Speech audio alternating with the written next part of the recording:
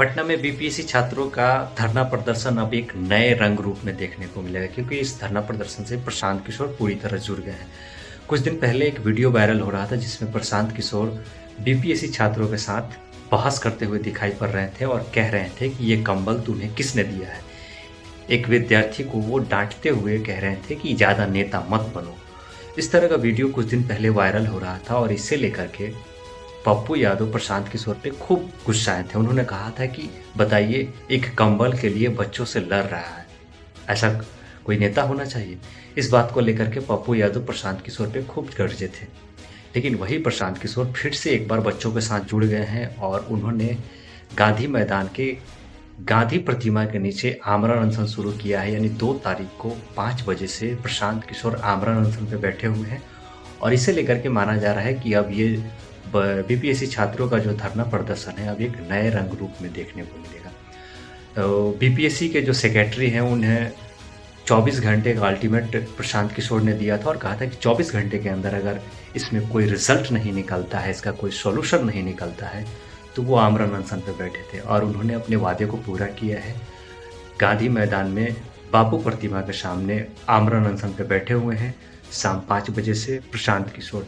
इधर पप्पू यादव भी इस लेकर के कई बातें पप्पू यादव ने कहा था और पप्पू यादव भी इस लेकर के पूरी तरह से ऐलान कर चुके हैं कि अगर कोई रिजल्ट नहीं निकलता है तो 3 तारीख को जितने भी स्टेट हाईवे हैं, जितने भी नेशनल हाईवे हैं या जितने भी बिहार से होकर रेल मार्ग गुजरते हैं, उन तमाम रेल मार्गों पे, स्टेट हाईवे पे, नेशनल हाईवे सब बंद रहेंगे। यानी पूरी तरह से 3 तारीख को चक्का जाम रहेगा। ये पप्पू यादव का ऐलान है। अपने समर्थकों के साथ, विद्यार्थियों के साथ, जो भी बीपीएससी विद्यार्थियों को सपोर्ट में हैं, उन लोगों को लेकर के पप्पू यादव पूरे बिहार में चक्का जाम करने वाले हैं। उधर बीपीएससी के जो सेक्रेटरी हैं उन्होंने ऐलान किया है कि 4 तारीख को हम परीक्षा लेंगे और सिर्फ उसी परीक्षा केंद्र का वो परीक्षा लेने जा रहे हैं।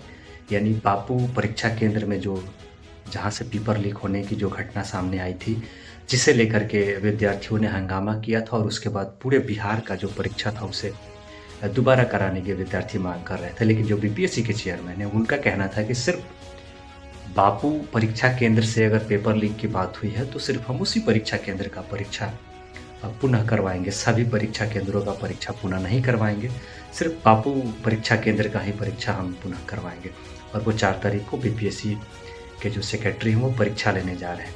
तो कुछ इस तरह की खबरें निकल के आ रही हैं बिहार से और बिहार की राजनीतिक गलियारे से। लेकिन नीतीश कुमार इस पूरे मामले पे चुप है। बाकी जो भी विपक्ष के नेता हैं उनके लगातार बयान आ रहे हैं। प्रशांत किशोर के जुड़ने से इस बीपीएससी छात्रों का जो धरना प्रदर्शन था उसमें एक नया मोड़ आ गया है।